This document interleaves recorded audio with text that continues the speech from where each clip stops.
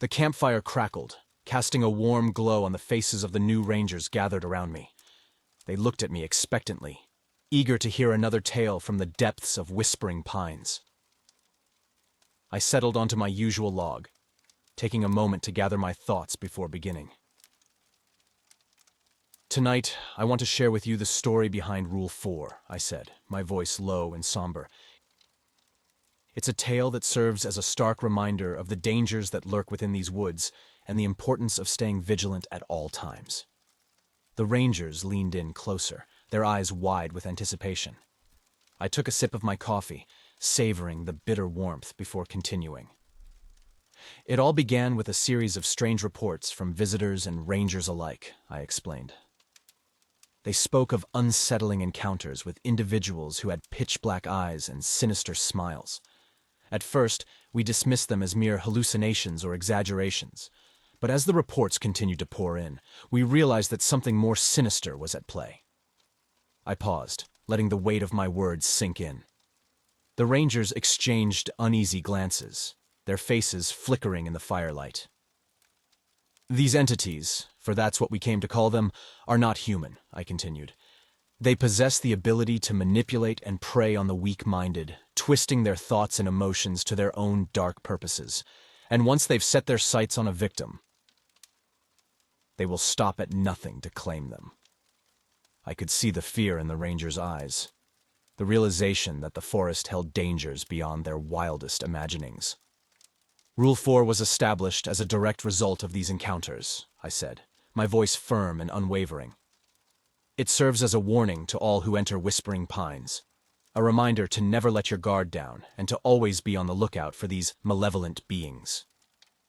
I shifted on the log, my gaze sweeping over the group of rangers hanging on my every word. I remember one particularly chilling incident involving a ranger named Sarah, I said, my voice dropping to a whisper. She was one of our best, a true guardian of the forest. But even she was not immune to the entity's influence. I closed my eyes for a moment, the memory of Sarah's haunted face flashing before me. It was just another day on patrol for Sarah, I continued, my voice heavy with emotion. She was walking the trails, keeping a watchful eye on the forest, when she stumbled upon a visitor with pitch-black eyes and a sinister smile. The entity was standing perfectly still, blocking her path, and Sarah immediately sensed that something was wrong. The rangers were silent, their faces etched with a mixture of fear and morbid fascination. Sarah knew she should follow Rule 4, that she should slowly back away and report the incident to her supervisor, I said, my voice barely above a whisper. But as she looked into those pitch-black eyes, she felt herself being drawn in, like a moth to a flame. I could feel the tension in the air, the rangers hanging on my every word.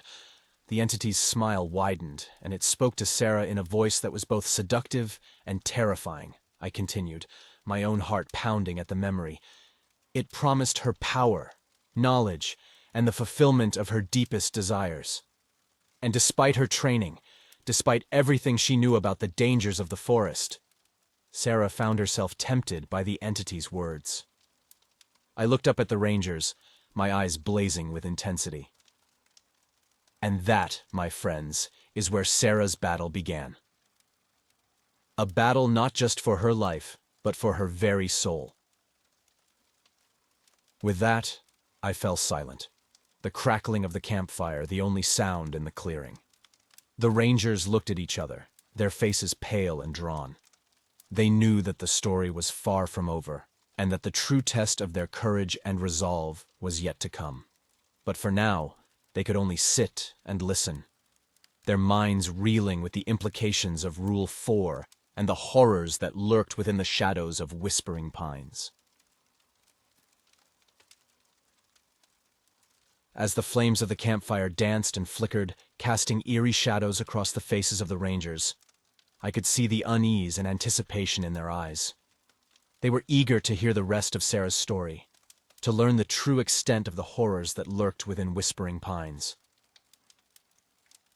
Sarah found herself drawn into a mental battle with the entity, I continued, my voice low and steady. The creature's words echoed in her mind, promising her everything she had ever desired: power, knowledge, the ability to shape the world to her will. It was a siren's call, a temptation that few could resist. I paused, letting the weight of my words sink in. The rangers leaned forward, their eyes wide with a mixture of fear and fascination. "But Sarah was strong," I said, my voice filled with admiration.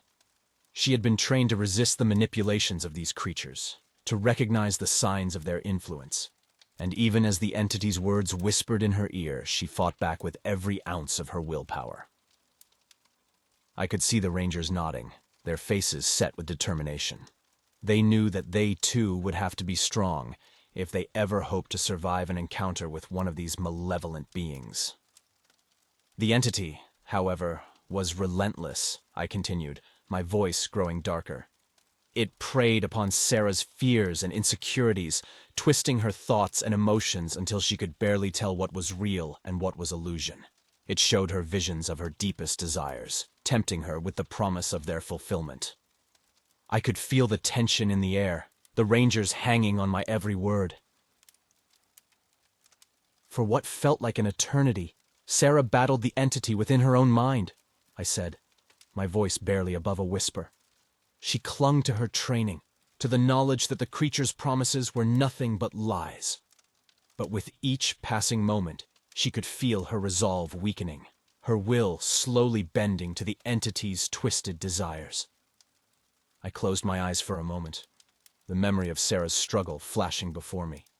I could still see the haunted look in her eyes, the way her face had been etched with lines of pain and desperation. And then, just when all seemed lost, Sarah had a moment of clarity, I said, my voice ringing out in the stillness of the night. She realized that the entity's power lay in its ability to deceive, to manipulate the minds of its victims. And with that realization came a surge of strength, a renewed determination to break free from its grasp. The rangers were silent, their faces etched with a mixture of awe and dread. But even as Sarah fought back against the entity's influence, she could feel its hold on her tightening, I continued, my voice heavy with emotion. The longer she remained in its presence, the harder it became to resist its pull. She knew that she had to escape, had to flee before it was too late.